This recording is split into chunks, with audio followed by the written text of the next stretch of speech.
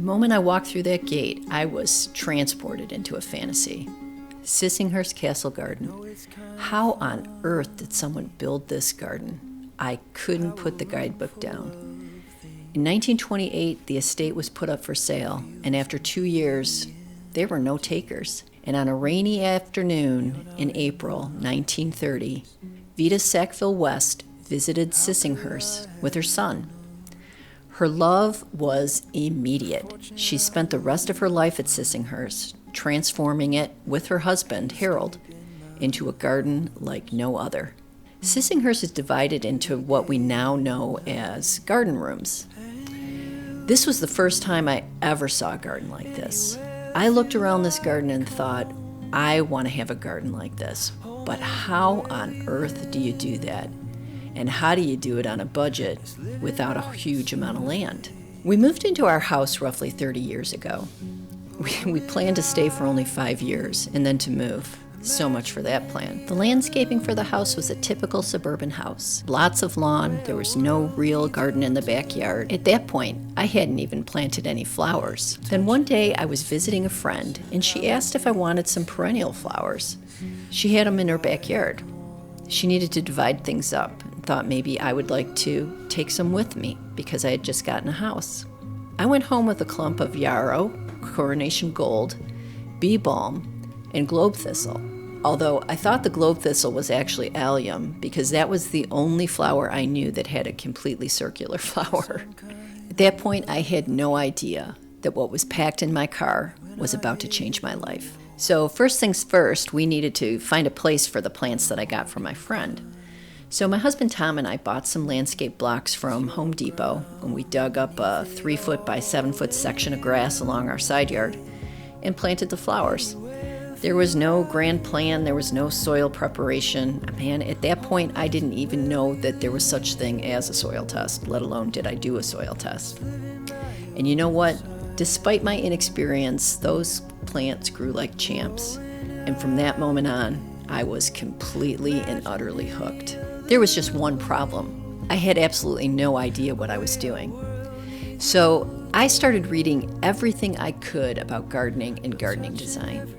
And I stumbled onto a book that to this day is my absolute favorite. My favorite book and my favorite author, Penelope Hobhouse. As a matter of fact, I still have that book today, 30 years later, and I still open it up every once in a while, and I still look at it and reference it. And what Penelope Hobhouse taught me was exactly what her book said. There is no substitute for knowledge of plants when building successful garden pictures. Every aspect of a plant's appearance contributes something to the effectiveness of the current display. And to achieve the right timing, the cultivation needs of perennials, biennials, annuals, bulbs, shrubs, and climbers must all be orchestrated and their behavior managed. So essentially, the more I learned, the more I realized I needed to learn, but I was having a great time. And then another life-changing event. In 2007, I took my first trip to the UK, and I'm going to tell you what, my gardening life will never be the same. England made such a huge impression on me. Everywhere, and I mean everywhere I looked, I saw beautiful gardens, beautiful flowers, just beautiful nature. And I thought to myself, why don't we have this in the United States?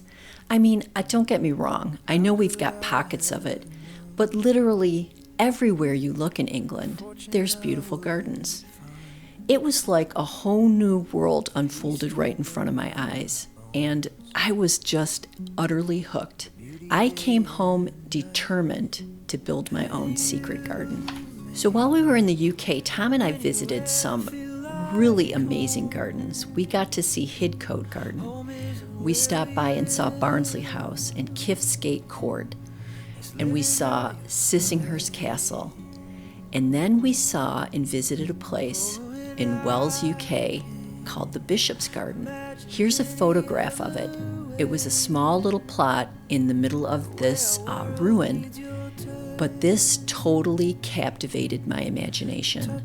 So I came home super inspired, and I was determined to create my own secret garden. And I've learned that a garden is more than just a bunch of pretty flowers.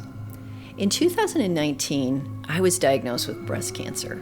And let me tell you, there's a moment when you're diagnosed before you have a chance to talk to the doctor that you really don't know what you're dealing with. So you're given these biopsy results. In this case, I was told I had lobular invasive carcinoma. Have no idea what that meant. And the doctor's office was nice enough to call me and tell me in the middle of my workday at Ford. I work as an engineer, and let me tell you, needless to say, I wasn't able to focus on my engineering job that day. And you're told to schedule an appointment with a surgeon. So you have this time between that diagnosis and the time when you meet with the surgeon that you really don't know what's going on. In my case, I was super lucky. They found my cancer early, I had surgery and radiation, and I'm cancer-free. But my garden became more than just pretty flowers for me. It became my escape. I would sit outside and listen to the birds and just feel the warmth of the breeze on my face and the sun on my head. And I just sat there and took it all in. And you know what? I am just always amazed at the beauty of God's creation. And I felt a really deep connection to my garden and to nature and to the trees and to the little critters that live in my garden. And that's when I realized that my garden was more than just a bunch of pretty flowers. I realized that there's something magical about nature. It's a truth that you can only find in beauty. And you know what? Beauty matters. It's worth the effort to create a beautiful home and a beautiful garden. And it's important work. I used to think I needed to spend my time working hard to make more money, and that somehow that was going to make me happy. And now I know that a happy life is really a lot more simpler than that. If you don't complain, if you don't spend money you don't have, and you don't compare yourself to others, and you surround yourself with beauty, you start to realize how magical life really is. Our gardens are more than just pretty flowers. Surrounding ourselves with beauty and with nature can help us deal with the stresses of our daily lives. Our gardens are really a sanctuary.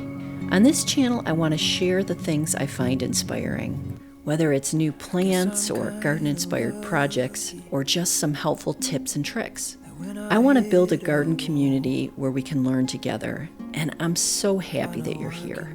So hit me up in the comments below and let me know what you think. And cheers, friends. I'll see you in the next video.